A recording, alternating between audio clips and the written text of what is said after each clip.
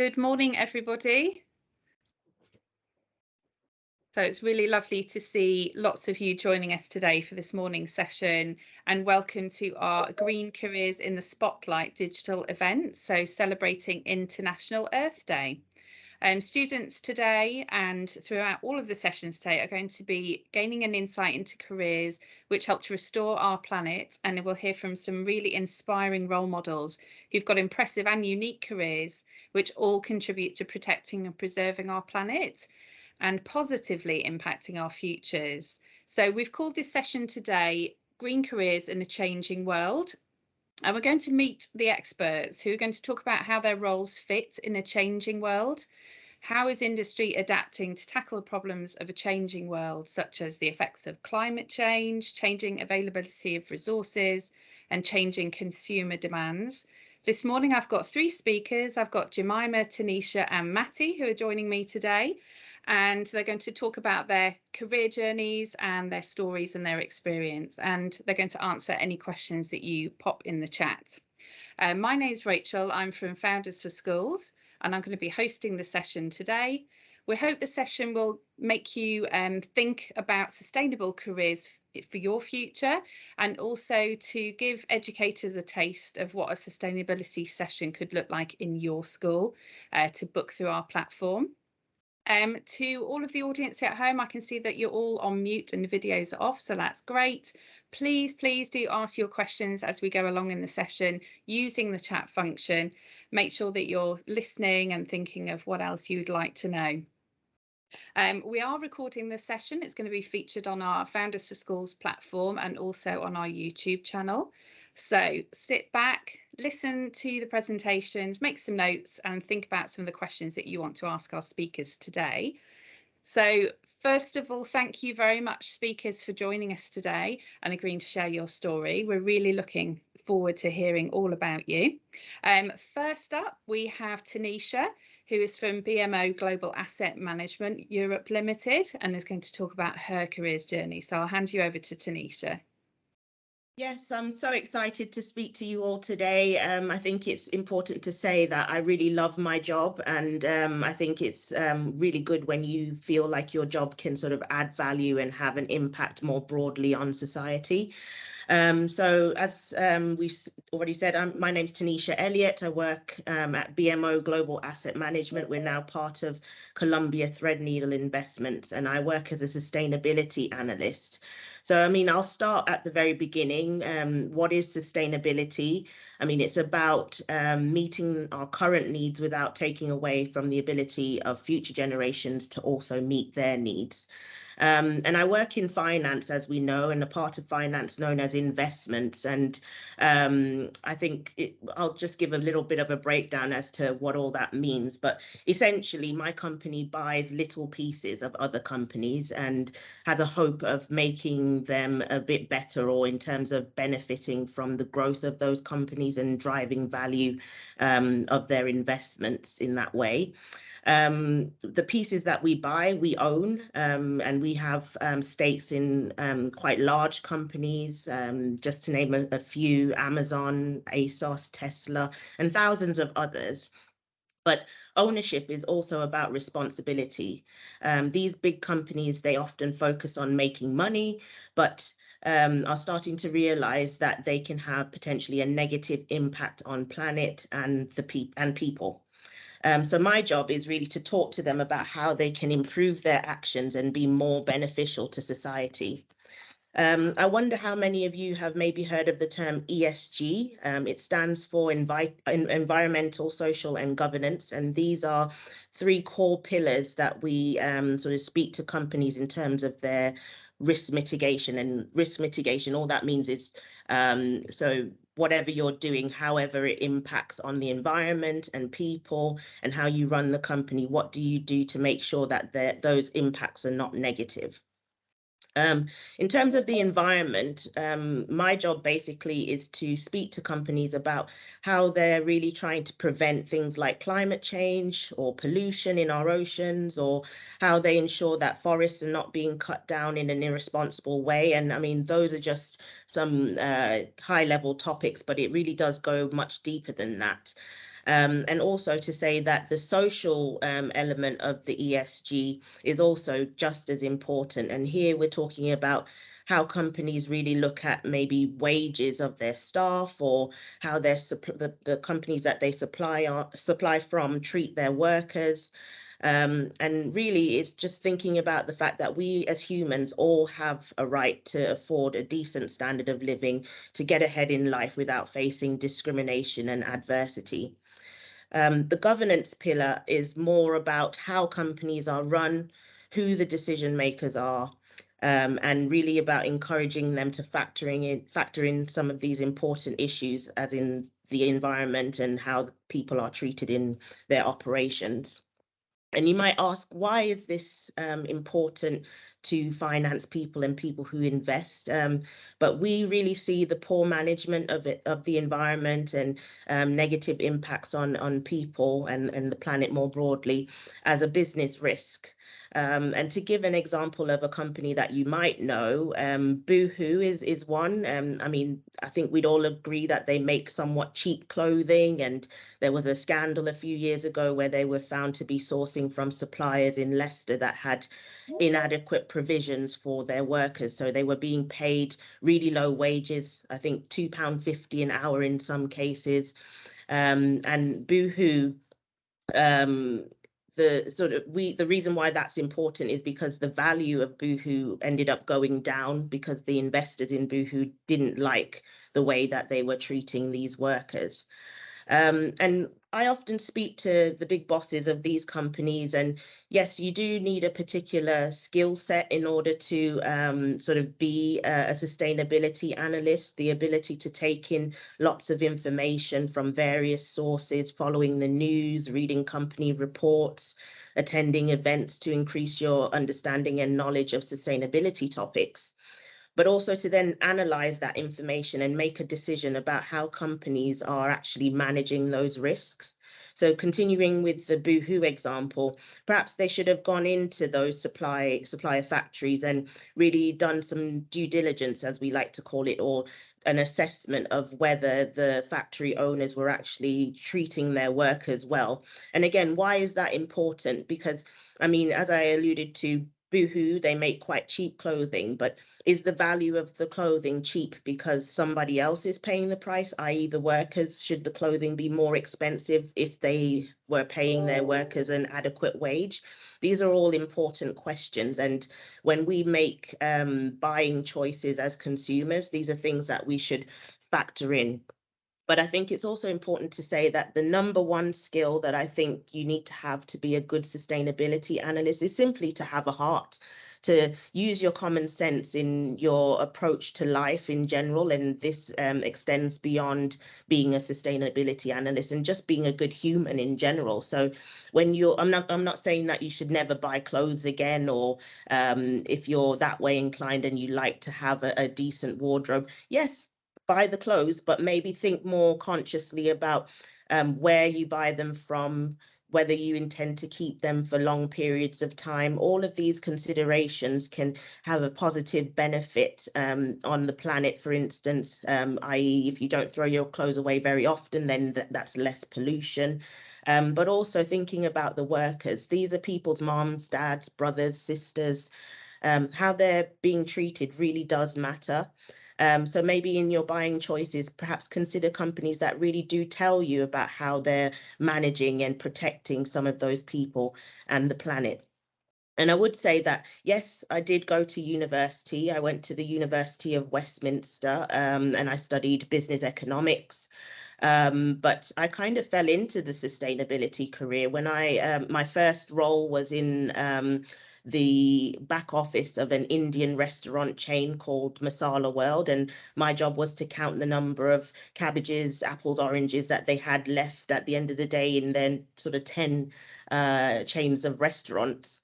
And at the time I thought, well, this is a terrible job, I'm so bored. But it did really give me some skill sets to then drive forward. And I think a number of my other jobs since then have really led up to the one that I'm at now in terms of working as a sustainability analyst. So sometimes in life you might find yourself doing things that you don't find that interesting, but always take away from it what you can, focus on your strengths and your talents, and really try to learn from the people that you are working with, whether you like them or not.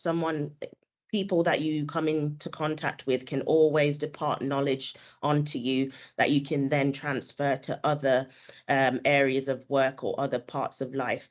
But really and truly, I think my career in sustainability allows me to at least feel like I can have at least a small impact on bettering society. And that's because I'm speaking to the very people who have the power to drive change. So when we talk to companies like Boohoo and really impart the importance of focusing on social issues and the environment, it might inspire them to make slightly better choices, not only from the perspective of ethics, i.e. it's just a good thing to do, but because we as investors think that it will be a way for them to limit risk and grow the value of the company. I'll just pause there, I think. That's fantastic, Tanisha. Some really interesting takeaways from what you've just been talking about. I love the taking away the positive from every experience that you go through. I'm hoping that we get some questions pop in to the chat after they've kind of digested what you said. And I think we'll now move on to hear Jemima's story. Jemima comes from Allianz and is going to talk to you about her careers journey, how she impacts sustainability in her company. Great, thank you. So maybe picking up from where Tanisha finished. So I studied the sciences, like maths and science at school, and then I studied biology at Durham University, and I specialised in conservation, biology and ecology. So I've always had a deep interest in the environment. And whilst I didn't really have a particular view on what I wanted to do, coming out of university, I thought that finance was probably a good place to go because you're dealing with a lot of money. And as Tanisha said, if you're dealing with the people who are spending that money, that's probably where you're going to make the most difference. So I work in infrastructure private equity. So to put that in context, Tanisha said that she buys little bits of very big companies. I buy big bits of small companies. So rather than going out and buying let's say like a few shares of Amazon on the public markets, I invest in private markets, which means I literally go and buy small company. I go and buy the companies directly. Infrastructure is a subsector of corporate investing, and it typically includes energy and utilities, so things like electricity distribution lines and renewables, so wind and solar. Water utilities, so how the water pipes get to your house and how the water gets recycled. It also includes transport, so roads, airports, sometimes trains, buses, rail, digital infrastructure, fibre, towers. You also have social infrastructure, so things like government buildings. And the thing that all of these assets have in common, which whilst they may seem quite different, is that firstly, they are real assets. They are tangible things on the ground, so not like a software company. And secondly, they have stable cash flows. So the idea is if you go and buy an electricity distribution line, you can be pretty sure in 10, 20, 30, 40 years that that electricity line is still gonna be around. I just saw a message in the chat, but I think at school I studied biology, chemistry and maths, and at university I studied biology. So I'm just going to share my screen with a one-page presentation to give you a bit more of a live idea about what I do day to day. Okay, great. So this is to give you a sort of I always like to use pictures because I think it really helps to bring alive of what I'm doing day to day. So these are examples of assets that we have invested in. So I'm going to take the top left as an example. So this is a gas network. So as many of you probably have gas cookers in your flats or houses, and that means when you turn on to cook your pasta, it is quite literally flames coming out of the cooker, as opposed to an electric cooker, which just gets hot. And that gas comes from, luckily not Russia at the moment, given we're in the UK, although if you were sitting in France or Germany or Czech Republic, that would be a bit more of a problem. Actually, a lot of our gas comes from other countries in other continents, and then it gets turned into a liquid, it gets put on a ship, gets shipped over to the UK, and then it gets regasified, so turned back from a liquid into a gas, and then put into pipes, what we call big transmission pipes, which go across the country, and then into smaller pipes called distribution pipes, which come to your house. This natural gas the natural gas infrastructure in the UK has been around for many, many decades. And when we think about sustainability, we have to think about what is these gas pipe pipes going to look like in the future, because natural gas, methane, is a non-renewable fuel, as you're probably aware. And so what is going to replace that in the future? Is it going to be biomethane? So that's a form of methane which is produced in a renewable way. Or is it going to be something like hydrogen? Or is it going to be indeed some other gas? So we own a few gas assets, and when we consider how we are managing those and thinking about investing in new ones, it is of paramount importance, literally number one on our to-do list, to think about, can these pipes also transport different types of gases? And if they can't, what do we need to do to evolve them? So, for example, replacing steel pipes with polyethylene pipes. The next thing on the top right is solar. You've probably all seen a solar farm before. This is one, I think, in Spain. And the thing about solar is we have to think about where is our return coming from. So you have to remember, whilst it's very important to invest in what we call sustainable assets such as solar, you also have to make sure that you're getting an adequate financial return. And this is something I personally feel very strong about, because if we put money into sustainable assets that don't also have a financial return, that could give a negative view on sustainability as a whole. So you need to make sure you're investing sustainably in terms of the asset itself, but also financially. So the way we do this with solar is typically in a lot of countries, it is regulated. So that means you invest the money to build the plant generates electricity, and then the government gives you a set amount of money to compensate you for that.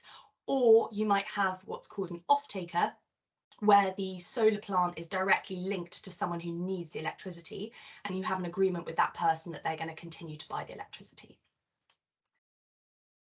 The bottom right is, sorry, I think it's backwards on my screen. The bottom left, sorry, is electricity transmission. You've seen this. So similar to what I was saying with gas, electricity is generated through various means. Maybe it's coal, unfortunately, oil, gas, renewables.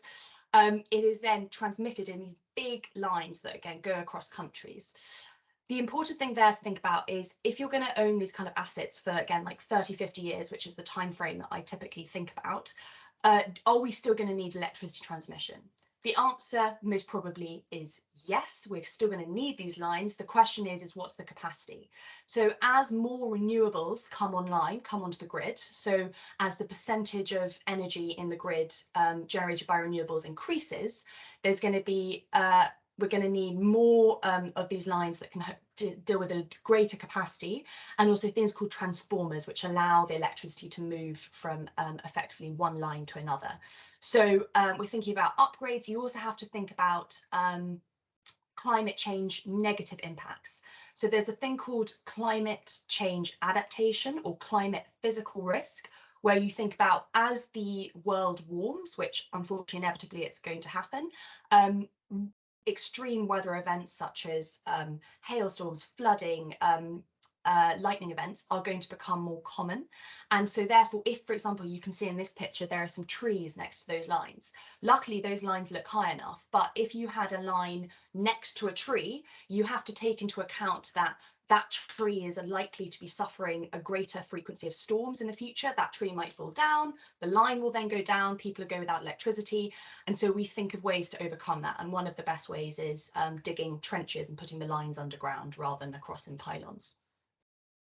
And then the bottom right example is a train. You may actually recognize this train. This is a Tube, which is going to be running on the new Elizabeth line, which is the new tube line going through the heart of London, connecting, I think, Reading to sort of Canary Wharf and out east. This train is mostly electric, which is fantastic. I actually think this one in particular is 100% electric, and that's obviously a really great thing, right? And most existing trains on UK networks at the moment are diesel powered, and so if trains generally have a useful life, so before they need to be replaced, of maybe 20-30 years. And so when we are investing in new trains, either on tubes or bigger railways, we need to be thinking about how can we move away from diesel power into potential electricity. Obviously, the electricity comes from the overhead line, so then you need to start thinking about the electricity distribution, transmission that I was talking about earlier. So you can start to see how all these things link together. I'm just going to stop sharing my screen now.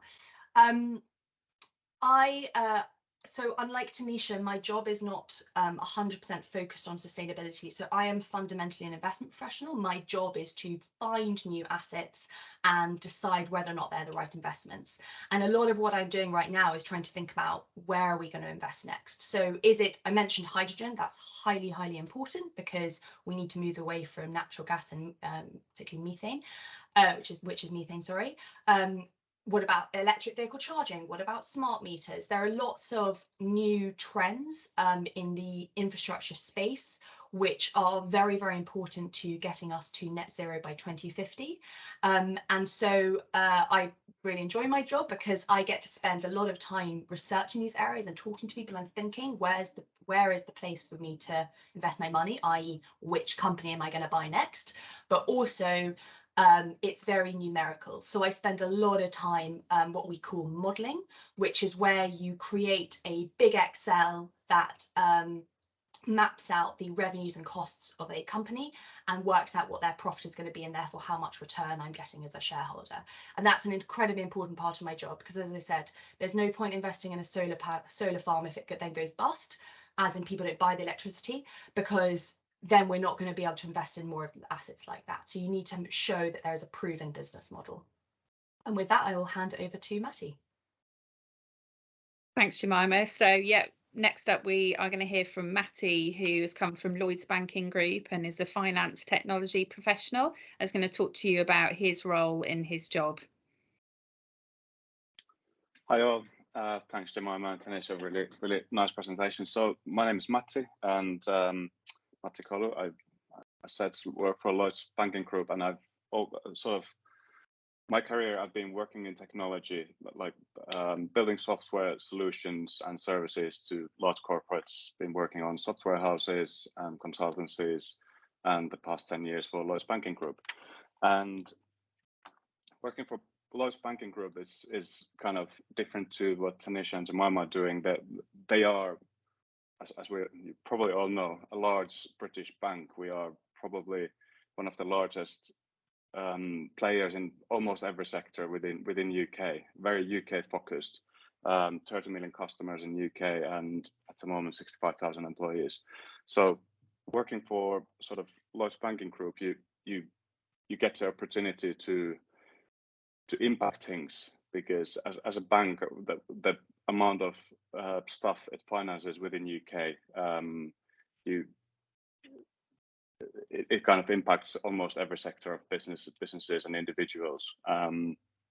And how I link to the ESG and the sustainability agenda, I've been working with the sustainability team within the commercial bank within the past couple of years, and we've been coming up with new propositions to kind of commercial propositions to make the world a better place, like sustainability initiatives. And one example is a green buildings tool. You can look it up. It's been out there for a couple of years, and that is a tool that helps all our commercial clients. It can be small business banking SMEs or large corporates who own, hundreds or thousands of properties or houses, or anyone who owns or leases real estate can benefit from this tool. So what it does is basically you plug in your data, your real estate data, and it gives you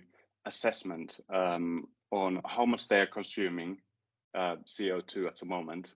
What kind of investments should you do in order to minimize, and what's the return? What's the time where you get to return back from that? And we've analyzed 2,100 football pitches so far. It's a huge amount of real estate that can be turned greener in the next coming years, and a lot of investment has been going on into this. And this is something that kind of our relationship managers can use with our clients, or our clients can log on to the system by themselves. It's totally free for everyone to use. And from the back of this, using this tool, we can then propose to fund our clients to do these greener solutions. And they're simple things. Sometimes it's insulation or LED lights or solar panels. And when we look at the CO2 emissions within UK, a huge amount of that comes from the built environment, the real estate that has already been built. So all the new real estate, new flats, new buildings that are coming up at the moment are they're very well insulated and very green, but there's a lot of existing real estate that also has to be made greener in order to consume less electricity, gas, and therefore reduce the environmental impact of our buildings. And yeah, this is I just wanted to run you through this example where I've kind of personally been involved in. There are a couple of other ones I can't talk about yet, which we are coming up to our clients, new software solutions to kind of sustainable solutions to help calculate again sort of CO2. They will be announced when they're ready, basically. And so I'm not sure, should I? Let me just share a couple of slides. See this? Yeah, that's perfect, Matty. Thank you. Yep. So this is basically just wanted to share a couple of slides from sort of Lloyd's perspective. Why does it matter to Lloyd's banking group to make to help businesses to be more sustainable? There's a lot of different things we can do, and as sort of Tanisha and Jemima alluded earlier as well, there's a benefit to everyone by making the world kind of making these sustainable decisions. Obviously the governments are going to take decisions also to force all the businesses to go greener, and there are different things. For example, in the property, you need to have certain EPC certificates within the next couple of years. So anyone who is, for example, letting property or owns property, they have to improve their EPC ratings. So it's a risk management approach to your supply chains, and yeah. Maybe I'll take the second slide. This is kind of explaining a little bit what Lloyd has done over the past couple of years in terms of ESG commitments, and I feel kind of proud to work for Lloyd's Banking Group because they've been kind of a little bit earlier in the game than perhaps some other big banks, and it's quite nice to be able to be part of this. So I'm basically, I have studied engineering. I grew up in Finland. I studied engineering, electrical and network engineering. I never ended up doing that job. I ended up going into software. I've been in the software for many years, and ended up working for the large British bank for the past 10 years. And later on, I did a master's and further studies in finance and economics. But I never had this idea of going into sustainable business or doing anything kind of to make the world a better place. I just wanted a job and perhaps make some money on the way. But it's great that, you know, I feel like you can come from any background and go to sustainability these days, because that's where at least within Europe and the Western world, that's where businesses and governments are going. So I just wanted to say, like, in terms of all of you listening and taking sort of career decisions. So, you know, just do what you love, to exactly what you feel like you want to go for, and along the way, you will find that these businesses will be doing these sustainable and responsible business models, and you can get involved later on once you get there. So you don't need to go now and study sustainability in a university. You can study whatever you want, get a job, and then once you get there, then you can pivot yourself into areas where you can make a difference. And yep, I leave it there for if we have any time for Q&A. Thanks all. Oh, thank you very much, Matthew. It was lovely to hear about the work that you're doing at Lloyd's Banking Group, and also thank you to all of our speakers. I think we're running out of time for questions today, but I know that some of you have popped some questions in the chat, and what we can do is pass on those questions to our speakers today and get some answers for you. I'm sure you'll go away and be thinking of some things that you wanted to ask. While I'm speaking, I'm hoping that my colleague will pop up a slide for us. It's a slide about the Global Sustainability Awards and how, as a school, you can take part in those. And the awards will applaud efforts by students, teachers, non-teaching staff and schools to foster the culture of sustainability among children and showcase the best practices and innovations from around the globe. So you will see on the screen there's a link to take part in that, and the application deadline is the 15th of July. So it'd be really nice to see some of you taking part in those awards. Just once again, thank you so much for our speakers for joining us today. I'm sure we've learned quite a lot about how they use the skills that they've learned along the way and how they're making a difference in the world. And I know that a lot of you listening will feel inspired to take a similar path. Thank you very much for all the students and the teachers for joining us today and popping their questions in the chat. We will send those questions on.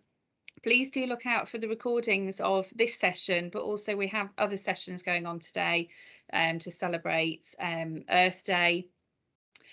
Please also follow us on Twitter, LinkedIn, Instagram, and you can follow the work that Founders for Schools does. And also we hope that you will book some events through our platform so that you can have sustainability speakers come and speak in your school. Please do look out for more online events that come up throughout the year. And thank you so much for joining us, and goodbye.